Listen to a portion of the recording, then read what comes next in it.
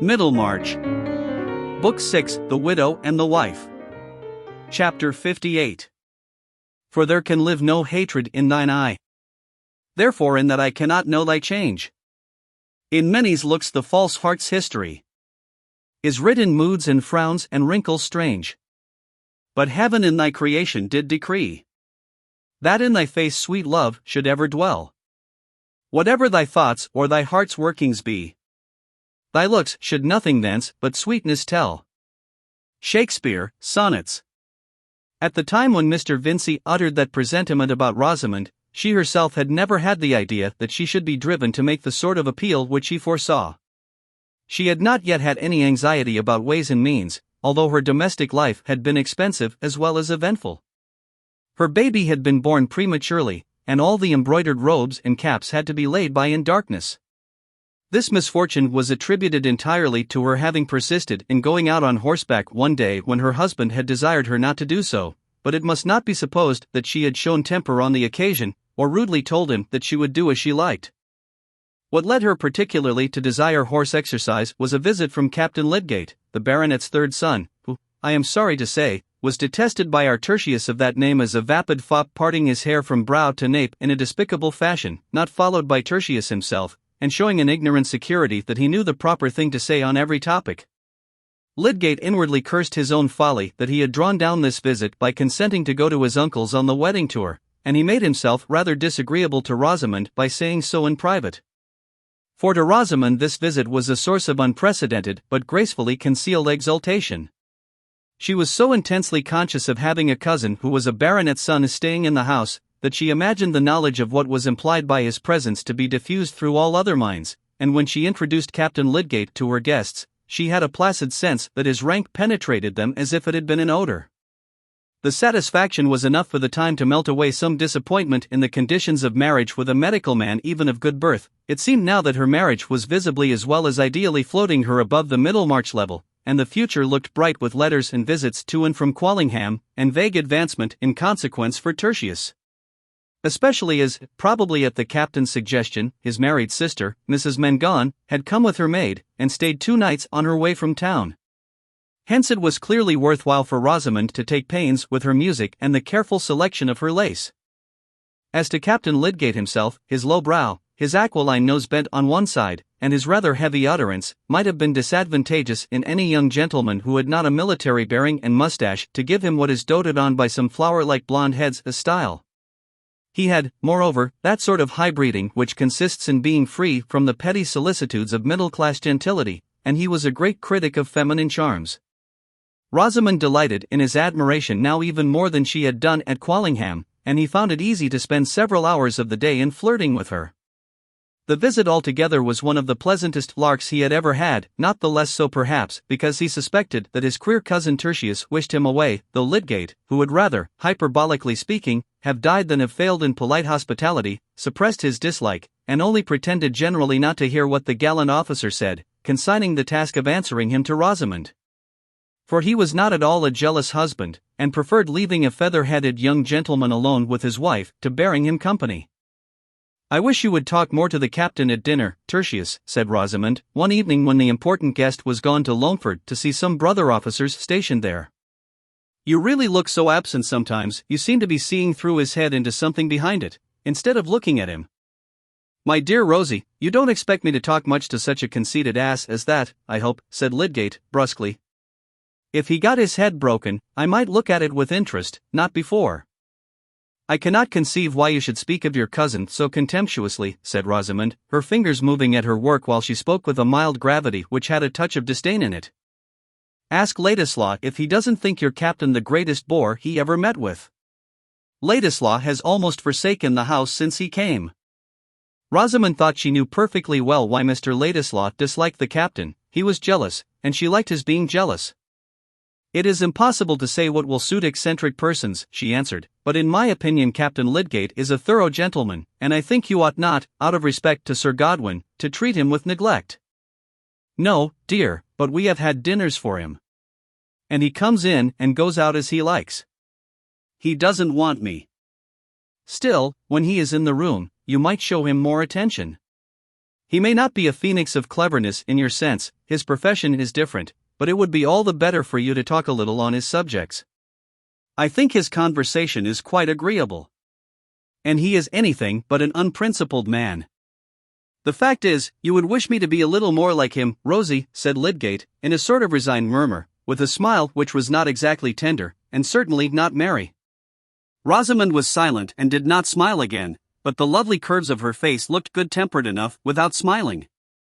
Those words of Lydgate's were like a sad milestone marking how far he had travelled from his old dreamland, in which Rosamond Vincy appeared to be that perfect piece of womanhood who would reverence her husband's mind after the fashion of an accomplished mermaid, using her comb and looking-glass and singing her song for the relaxation of his adored wisdom alone. He had begun to distinguish between that imagined adoration and the attraction towards a man's talent because it gives him prestige, and is like an order in his buttonhole or an honorable before his name. It might have been supposed that Rosamond had travelled too, since she had found the pointless conversation of Mr. Ned Plymdale perfectly wearisome, but to most mortals there is a stupidity which is unendurable and a stupidity which is altogether acceptable, else, indeed, what would become of social bonds? Captain Lydgate's stupidity was delicately scented, carried itself with style, talked with a good accent, and was closely related to Sir Godwin. Rosamond found it quite agreeable and caught many of its phrases. Therefore, since Rosamond, as we know, was fond of horseback, there were plenty of reasons why she should be tempted to resume her riding when Captain Lydgate, who had ordered his man with 2 horses to follow him and put up at the Green Dragon, begged her to go out on the grey which he warranted to be gentle and trained to carry a lady. Indeed, he had bought it for his sister, and was taking it to Quallingham. Rosamond went out the first time without telling her husband, and came back before his return, but the ride had been so thorough a success, and she declared herself so much the better in consequence, that he was informed of it with full reliance on his consent that she should go riding again. On the contrary, Lydgate was more than hurt, he was utterly confounded that she had risked herself on a strange horse without referring the matter to his wish. After the first almost thundering exclamations of astonishment, which sufficiently warned Rosamond of what was coming, he was silent for some moments. However, you have come back safely, he said, at last, in a decisive tone. You will not go again, Rosie, that is understood. If it were the quietest, most familiar horse in the world, there would always be the chance of accident. And you know very well that I wished you to give up riding the roan on that account. But there is the chance of accident indoors, Tertius. My darling, don't talk nonsense, said Lydgate, in an imploring tone. Surely I am the person to judge for you. I think it is enough that I say you are not to go again.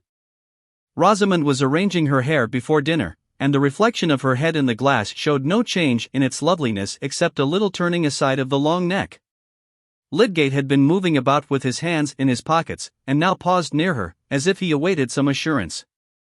I wish you would fasten up my plates, dear, said Rosamond, letting her arms fall with a little sigh, so as to make a husband ashamed of standing there like a brute. Lydgate had often fastened the plates before, being among the deftest of men with his large finely formed fingers. He swept up the soft festoons of plates and fastened in the tall comb. To such uses do men come, and what could he do then but kiss the exquisite nape which was shown in all its delicate curves? But when we do what we have done before, it is often with a difference. Lydgate was still angry, and had not forgotten his point. I shall tell the captain that he ought to have known better than offer you his horse, he said, as he moved away. I beg you will not do anything of the kind, Tertius, said Rosamond, looking at him with something more marked than usual in her speech. It will be treating me as if I were a child. Promise that you will leave the subject to me. There did seem to be some truth in her objection. Lydgate said, very well, with a surly obedience, and thus the discussion ended with his promising Rosamond, and not with her promising him. In fact, she had been determined not to promise. Rosamond had that victorious obstinacy which never wastes its energy in impetuous resistance. What she liked to do was to her the right thing, and all her cleverness was directed to getting the means of doing it. She meant to go out riding again on the grey, and she did go on the next opportunity of her husband's absence, not intending that he should know until it was late enough not to signify to her. The temptation was certainly great. She was very fond of the exercise, and the gratification of riding on a fine horse, with Captain Lydgate, Sir Godwin's son, on another fine horse by her side, and of being met in this position by anyone but her husband, was something as good as her dreams before marriage. Moreover, she was riveting the connection with the family at Quallingham, which must be a wise thing to do. But the gentle Grey, unprepared for the crash of a tree that was being felled on the edge of Hasselwood, took fright, and caused a worse fright to Rosamond, leading finally to the loss of her baby. Lydgate could not show his anger towards her, but he was rather bearish to the captain, whose visit naturally soon came to an end. In all future conversations on the subject, Rosamond was mildly certain that the ride had made no difference, and that if she had stayed at home the same symptoms would have come on and would have ended in the same way, because she had felt something like them before. Lydgate could only say, "Poor, poor darling." But he secretly wondered over the terrible tenacity of this mild creature. There was gathering within him an amazed sense of his powerlessness over Rosamond. His superior knowledge and mental force, instead of being, as he had imagined, a shrine to consult on all occasions, was simply set aside on every practical question. He had regarded Rosamond's cleverness as precisely of the receptive kind which became a woman. He was now beginning to find out what that cleverness was, what was the shape into which it had run as into a close network, aloof and independent. No one quicker than Rosamond to see causes and effects which lay within the track of her own tastes and interests. She had seen clearly Lydgate's preeminence in Middlemarch society, and could go on imaginatively tracing still more agreeable social effects when his talent should have advanced him, but for her, his professional and scientific ambition had no other relation to these desirable effects than if they had been the fortunate discovery of an ill-smelling oil. And that oil apart, with which she had nothing to do, of course she believed in her own opinion more than she did in his. Lydgate was astounded to find in numberless trifling matters, as well as in this last serious case of the writing, that affection did not make her compliant. He had no doubt that the affection was there, and had no presentiment that he had done anything to repel it. For his own part he said to himself that he loved her as tenderly as ever, and could make up his mind to her negations, but well. Lydgate was much worried, and conscious of new elements in his life as noxious to him as an inlet of mud to a creature that has been used to breathe and bathe and dart after its illuminated prey in the clearest of waters. Rosamond was soon looking lovelier than ever at her work-table, enjoying drives in her father's phaeton and thinking it likely that she might be invited to Quallingham. She knew that she was a much more exquisite ornament to the drawing-room there than any daughter of the family, and in reflecting that the gentlemen were aware of that, did not perhaps sufficiently consider whether the ladies would be eager to see themselves surpassed. Lydgate, relieved from anxiety about her, relapsed into what she inwardly called his moodiness, a name which to her covered his thoughtful preoccupation with other subjects than herself, as well as that uneasy look of the brow and distaste for all ordinary things as if they were mixed with bitter herbs, which really made a sort of weatherglass to his vexation and foreboding. These latter states of mind had one cause amongst others, which he had generously but mistakenly avoided mentioning to Rosamond, lest it should affect her health and spirits. Between him and her indeed there was that total missing of each other's mental track, which is too evidently possible even between persons who are continually thinking of each other. To Lydgate it seemed that he had been spending month after month in sacrificing more than half of his best intent and best power to his tenderness for Rosamond, bearing her little claims and interruptions without impatience, and, above all, bearing without betrayal of bitterness to look through less and less of interfering illusion at the blank unreflecting surface her mind presented to his ardor for the more impersonal ends of his profession and his scientific study, an ardor which he had fancied that the ideal wife must somehow worship as sublime, though not in the least knowing why. But his endurance was mingled with a self-discontent which, if we know how to be candid, we shall confess to make more than half our bitterness under grievances, wife or husband included. It always remains true that if we had been greater, circumstance would have been less strong against us. Lydgate was aware that his concessions to Rosamond were often little more than the lapse of slackening resolution, the creeping paralysis apt to seize an enthusiasm which is out of adjustment to a constant portion of our lives. And on Lydgate's enthusiasm there was constantly pressing not a simple weight of sorrow, but the biting presence of a petty degrading care, such as casts the blight of irony over all higher effort. This was the care which he had hitherto abstained from mentioning to Rosamond, and he believed, with some wonder, that it had never entered her mind, though certainly no difficulty could be less mysterious. It was an inference with a conspicuous handle to it, and had been easily drawn by indifferent observers, that Lydgate was in debt, and he could not succeed in keeping out of his mind for long together that he was every day getting deeper into that swamp, which tempts men towards it with such a pretty covering of flowers and verdure. It is wonderful how soon a man gets up to his chin there, in a condition in which, in spite of himself, he is forced to think chiefly of release, though he had a scheme of the universe in his soul. 18 months ago Lydgate was poor, but had never known the eager want of small sums, and felt rather a burning contempt for anyone who descended a step in order to gain them. He was now experiencing something worse than a simple deficit. He was assailed by the vulgar hateful trials of a man who has bought and used a great many things which might have been done without, and which he is unable to pay for, though the demand for payment has become pressing. How this came about may be easily seen without much arithmetic or knowledge of prices.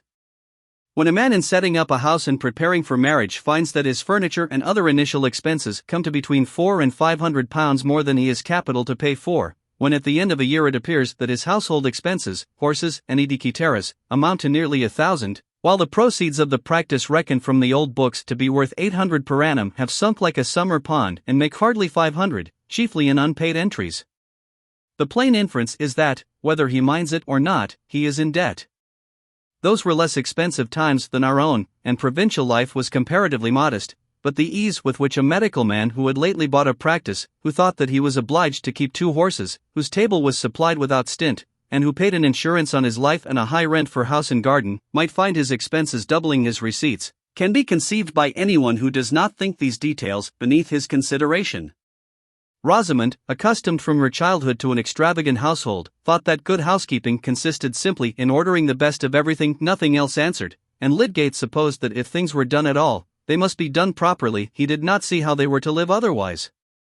If each head of household expenditure had been mentioned to him beforehand, he would have probably observed that it could hardly come to much, and if anyone had suggested a saving on a particular article, for example, the substitution of cheap fish for deer, it would have appeared to him simply a pennywise, mean notion. Rosamond, even without such an occasion as Captain Lydgate's visit, was fond of giving invitations, and Lydgate, though he often thought the guests tiresome, did not interfere. This sociability seemed a necessary part of professional prudence. And the entertainment must be suitable. It is true Lydgate was constantly visiting the homes of the poor and adjusting his prescriptions of diet to their small means, but, dear me, has it not by this time ceased to be remarkable? Is it not rather that we expect in men that they should have numerous strands of experience lying side by side and never compare them with each other?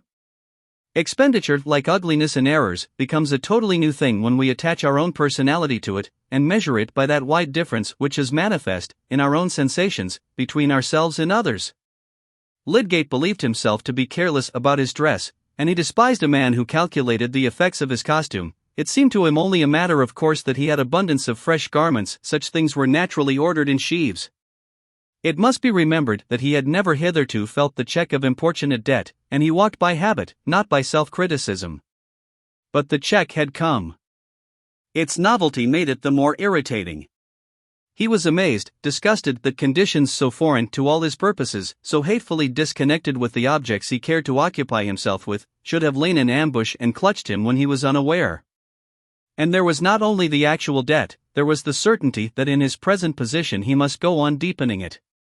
2 furnishing tradesmen at Brassing, whose bills had been incurred before his marriage, and whom uncalculated current expenses had ever since prevented him from paying, had repeatedly sent him unpleasant letters which had forced themselves on his attention. This could hardly have been more galling to any disposition than to Lydgate's, with his intense pride, his dislike of asking a favor or being under an obligation to anyone. He had scorned even to form conjectures about Mr. Vincy's intentions on money matters, and nothing but extremity could have induced him to apply to his father-in-law, even if he had not been made aware in various indirect ways since his marriage that Mr. Vincy's own affairs were not flourishing, and that the expectation of help from him would be resented. Some men easily trust in the readiness of friends. It had never in the former part of his life occurred to Lydgate that he should need to do so. He had never thought what borrowing would be to him, but now that the idea had entered his mind, he felt that he would rather incur any other hardship. In the meantime he had no money or prospects of money, and his practice was not getting more lucrative. No wonder that Lydgate had been unable to suppress all signs of inward trouble during the last few months, and now that Rosamond was regaining brilliant health, he meditated taking her entirely into confidence on his difficulties. New conversance with tradesmen's bills had forced his reasoning into a new channel of comparison. He had begun to consider from a new point of view what was necessary and unnecessary in goods ordered, and to see that there must be some change of habits. How could such a change be made without Rosamond's concurrence? The immediate occasion of opening the disagreeable fact to her was forced upon him. Having no money, and having privately sought advice as to what security could possibly be given by a man in his position, Lydgate had offered the one good security in his power to the less peremptory creditor, who was a silversmith and jeweler, and who consented to take on himself the upholsterer's credit also, accepting interest for a given term. The security necessary was a bill of sale on the furniture of his house, which might make a creditor easy for a reasonable time about a debt amounting to less than £400, and the silversmith, Mr. Dover, was willing to reduce it by taking back a portion of the plate and any other article which was as good as new. Any other article was a phrase delicately implying jewellery, and more particularly some purple amethysts costing £30, which Lydgate had bought as a bridal present. Opinions may be divided as to his wisdom in making this present. Some may think that it was a graceful attention to be expected from a man like Lydgate, and that the fault of any troublesome consequences lay in the pinched narrowness of provincial life at that time, which offered no conveniences for professional people whose fortune was not proportioned to their tastes, also, in Lydgate's ridiculous fastidiousness about asking his friends for money.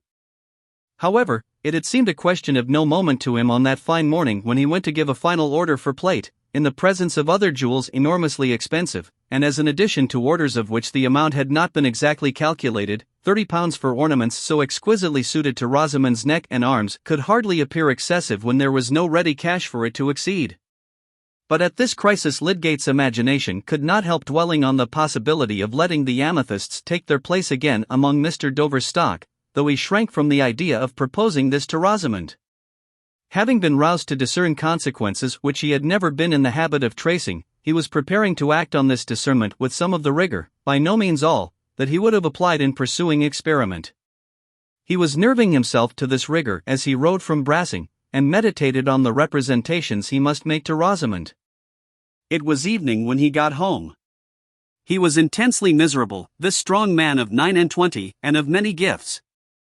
He was not saying angrily within himself that he had made a profound mistake, but the mistake was at work in him like a recognized chronic disease, mingling its uneasy importunities with every prospect, and enfeebling every thought. As he went along the passage to the drawing-room, he heard the piano and singing. Of course, Ladislaw was there. It was some weeks since Will had parted from Dorothea, yet he was still at the old post in Middlemarch. Lydgate had no objection in general to Ladislaw's coming, but just now he was annoyed that he could not find his hearth free. When he opened the door the two singers went on towards the keynote, raising their eyes and looking at him indeed, but not regarding his entrance as an interruption. To a man galled with his harness as poor Lydgate was, it is not soothing to see two people warbling at him, as he comes in with the sense that the painful day has still pains in store. His face, already paler than usual, took on a scowl as he walked across the room and flung himself into a chair. The singers, feeling themselves excused by the fact that they had only 3 bars to sing, now turned round. "How are you, Lydgate?" said Will, coming forward to shake hands. Lydgate took his hand, but did not think it necessary to speak. "Have you dined, Tertius?" "I expected you much earlier," said Rosamond, who had already seen that her husband was in a horrible humor. She seated herself in her usual place as she spoke. "I have dined." "I should like some tea, please," said Lydgate, curtly, still scowling and looking markedly at his legs stretched out before him. Will was too quick to need more. "I shall be off," he said, reaching his hat. "Tea is coming," said Rosamond, "pray don't go." "Yes, Lydgate is bored," said Will, who had more comprehension of Lydgate than Rosamond had, and was not offended by his manner, easily imagining outdoor causes of annoyance. "There is the more need for you to stay," said Rosamond, playfully, and in her lightest accent. "He will not speak to me all the evening." "Yes, Rosamond, I shall," said Lydgate, in his strong baritone. "I have some serious business to speak to you about." No introduction of the business could have been less like that which Lydgate had intended, but her indifferent manner had been too provoking. "There. You see," said Will. "I'm going to the meeting about the Mechanics' Institute. Goodbye," and he went quickly out of the room. Rosamond did not look at her husband, but presently rose and took her place before the tea tray. She was thinking that she had never seen him so disagreeable. Lydgate turned his dark eyes on her and watched her as she delicately handled the tea service with her taper fingers, and looked at the objects immediately before her with no curve in her face disturbed, and yet with an ineffable protest in her air against all people with unpleasant manners. For the moment he lost the sense of his wound in a sudden speculation about this new form of feminine impassibility revealing itself in the sylph-like frame which he had once interpreted as the sign of a ready intelligent sensitiveness. His mind glancing back to lore while he looked at Rosamond, he said inwardly, "Would she kill me because I wearied her?" And then, "It is the way with all women." But this power of generalizing which gives men so much the superiority in mistake over the dumb animals, was immediately thwarted by Lydgate's memory of wondering impressions from the behavior of another woman, from Dorothea's looks and tones of emotion about her husband when Lydgate began to attend him, from her passionate cry to be taught what would best comfort that man for whose sake it seemed as if she must quell every impulse in her except the yearnings of faithfulness and compassion. These revived impressions succeeded each other quickly and dreamily in Lydgate's mind while the tea was being brewed. He had shut his eyes in the last instant of reverie while he heard Dorothea saying, "Advise me, think what I can do." He has been all his life laboring and looking forward. He minds about nothing else, and I mind about nothing else. That voice of deep-souled womanhood had remained within him as the enkindling conceptions of dead and sceptred genius had remained within him. Is there not a genius for feeling nobly which also reigns over human spirits and their conclusions? The tones were a music from which he was falling away. He had really fallen into a momentary doze, when Rosamond said in her silvery neutral way, "Here is your tea, Tertius," setting it on the small table by his side, and then moved back to her place. Without looking at him. Lydgate was too hasty in attributing insensibility to her. After her own fashion, she was sensitive enough, and took lasting impressions. Her impression now was one of offense and repulsion. But then, Rosamond had no scowls and had never raised her voice. She was quite sure that no one could justly find fault with her. Perhaps Lydgate and she had never felt so far off each other before, but there were strong reasons for not deferring his revelation, even if he had not already begun it by that abrupt announcement. Indeed, some of the angry desire to rouse her into more sensibility on his account, which had prompted him to speak prematurely, still mingled with his pain in the prospect of her pain. But he waited till the tray was gone, the candles were lit, and the evening quiet might be counted on. The interval had left time for repelled tenderness to return into the old course. He spoke kindly. "Dear Rosie, lay down your work and come to sit by me," he said, gently, pushing away the table, and stretching out his arm to draw a chair near his own. Rosamond obeyed. As she came towards him in her drapery of transparent faintly tinted muslin, her slim yet round figure never looked more graceful. As she sat down by him and laid one hand on the elbow of his chair, at last looking at him and meeting his eyes, her delicate neck and cheek and purely cut lips never had more of that untarnished beauty which touches as in springtime and infancy and all sweet freshness. It touched Lydgate now, and mingled the early moments of his love for her with all the other memories which were stirred in this crisis of deep trouble. He laid his ample hand softly on hers, saying, "Dear," with the lingering utterance which affection gives to the word. Rosamond too was still under the power of that same past, and her husband was still in part the Lydgate whose approval had stirred delight. She put his hair lightly away from his forehead, then laid her other hand on his, and was conscious of forgiving him. "I am obliged to tell you what will hurt you, Rosie. But there are things which husband and wife must think of together. I dare say it has occurred to you already that I am short of money." Lydgate paused, but Rosamond turned her neck and looked at a vase on the mantelpiece. "I was not able to pay for all the things we had to get before we were married, and there have been expenses since which I have been obliged to meet. The consequence is, there is a large debt at Brassing, £380, which has been pressing on me a good while, and in fact we are getting deeper every day, for people don't pay me the faster because others want the money. I took pains to keep it from you while you were not well, but now we must think together about it, and you must help me." "What can I do, Tertius?" said Rosamond, turning her eyes on him again. That little speech of 4 words, like so many others in all languages, is capable by varied vocal inflections of expressing all states of mind from helpless dimness to exhaustive argumentative perception, from the completest self-devoting fellowship to the most neutral aloofness. Rosamond's thin utterance threw into the words "what can I do" as much neutrality as they could hold. They fell like a mortal chill on Lydgate's roused tenderness. He did not storm in indignation, he felt too sad a sinking of the heart. And when he spoke again, it was more in the tone of a man who forces himself to fulfill a task. "It is necessary for you to know, because I have to give security for a time, and a man must come to make an inventory of the furniture. Rosamond colored deeply. "Have you not asked Papa for money?" she said, as soon as she could speak. "No." "Then I must ask him," she said, releasing her hands from Lydgate's, and rising to stand at 2 yards' distance from him. "No, Rosie," said Lydgate, decisively. "It is too late to do that. The inventory will be begun tomorrow.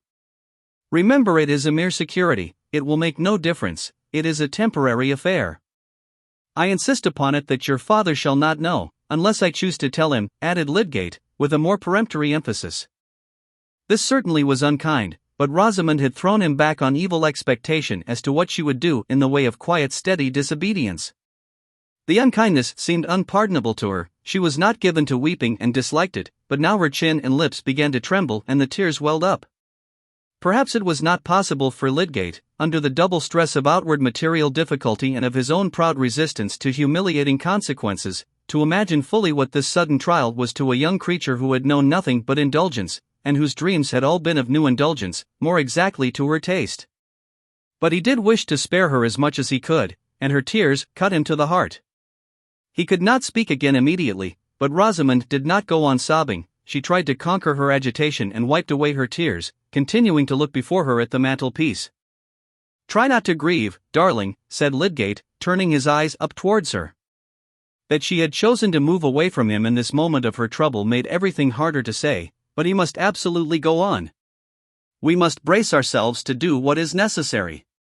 It is I who have been in fault. I ought to have seen that I could not afford to live in this way. But many things have told against me in my practice, and it really just now has ebbed to a low point. I may recover it, but in the meantime we must pull up, we must change our way of living. We shall weather it. When I have given this security I shall have time to look about me, and you are so clever that if you turn your mind to managing you will school me into carefulness. I have been a thoughtless rascal about squaring prices, but come, dear, sit down and forgive me." Lydgate was bowing his neck under the yoke like a creature who had talons, but who had reason too, which often reduces us to meekness. When he had spoken the last words in an imploring tone, Rosamond returned to the chair by his side. His self-blame gave her some hope that he would attend to her opinion, and she said, "Why can you not put off having the inventory made? You can send the men away tomorrow when they come." "I shall not send them away," said Lydgate, the peremptoriness rising again. Was it of any use to explain? If we left Middlemarch? There would of course be a sale, and that would do as well. But we are not going to leave Middlemarch. I am sure, Tertius, it would be much better to do so. Why can we not go to London? Or near Durham, where your family is known? We can go nowhere without money, Rosamond. Your friends would not wish you to be without money. And surely these odious tradesmen might be made to understand that, and to wait, if you would make proper representations to them. This is idle, Rosamond, said Lydgate, angrily. You must learn to take my judgment on questions you don't understand. I have made necessary arrangements, and they must be carried out. As to friends, I have no expectations whatever from them, and shall not ask them for anything. Rosamond sat perfectly still. The thought in her mind was that if she had known how Lydgate would behave, she would never have married him. We have no time to waste now on unnecessary words, dear, said Lydgate, trying to be gentle again. There are some details that I want to consider with you. Dover says he will take a good deal of the plate back again, and any of the jewellery we like. He really behaves very well. Are we to go without spoons and forks then, said Rosamond, whose very lips seemed to get thinner with the thinness of her utterance. She was determined to make no further resistance or suggestions. Oh no, dear, said Lydgate. But look here, he continued, drawing a paper from his pocket and opening it, here is Dover's account. See, I have marked a number of articles, which if we returned them would reduce the amount by £30 and more. I have not marked any of the jewellery. Lydgate had really felt this point of the jewellery very bitter to himself, but he had overcome the feeling by severe argument. He could not propose to Rosamond that she should return any particular present of his, but he had told himself that he was bound to put Dover's offer before her, and her inward prompting might make the affair easy. It is useless for me to look, Tertius, said Rosamond, calmly, you will return what you please. She would not turn her eyes on the paper, and Lydgate, flushing up to the roots of his hair, drew it back and let it fall on his knee. Meanwhile, Rosamond quietly went out of the room, leaving Lydgate helpless and wondering. Was she not coming back?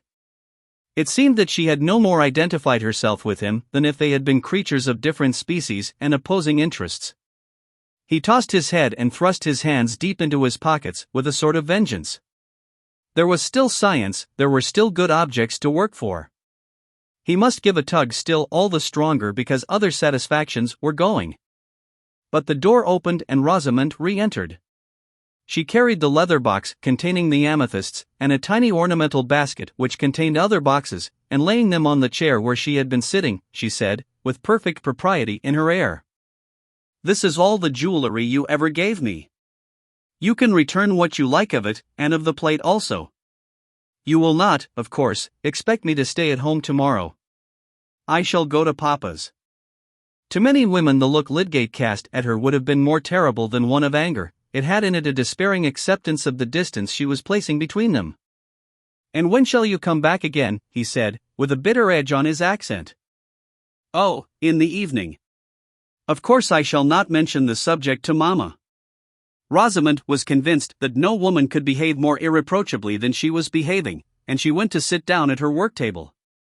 Lydgate sat meditating a minute or two, and the result was that he said, with some of the old emotion in his tone, "Now we have been united, Rosie, you should not leave me to myself in the first trouble that has come." "Certainly not," said Rosamond, "I shall do everything it becomes me to do. It is not right that the thing should be left to servants, or that I should have to speak to them about it. And I shall be obliged to go out, I don't know how early. I understand you're shrinking from the humiliation of these money affairs. But, my dear Rosamond, as a question of pride, which I feel just as much as you can, it is surely better to manage the thing ourselves, and let the servants see as little of it as possible, and since you are my wife, there is no hindering your share in my disgraces if there were disgraces." Rosamond did not answer immediately, but at last she said, "Very well, I will stay at home. I shall not touch these jewels, Rosie. Take them away again. But I will write out a list of plate that we may return, and that can be packed up and sent at once." "The servants will know that," said Rosamond, with the slightest touch of sarcasm. "Well, we must meet some disagreeables as necessities." "Where is the ink, I wonder?" said Lydgate, rising, and throwing the account on the larger table where he meant to write. Rosamond went to reach the inkstand, and after setting it on the table was going to turn away, when Lydgate, who was standing close by, put his arm round her and drew her towards him, saying, "Come, darling, let us make the best of things. It will only be for a time, I hope, that we shall have to be stingy and particular. Kiss me." His native warm-heartedness took a great deal of quenching, and it is a part of manliness for a husband to feel keenly the fact that an inexperienced girl has got into trouble by marrying him. She received his kiss and returned it faintly, and in this way an appearance of accord was recovered for the time. But Lydgate could not help looking forward with dread to the inevitable future discussions about expenditure and the necessity for a complete change in their way of living.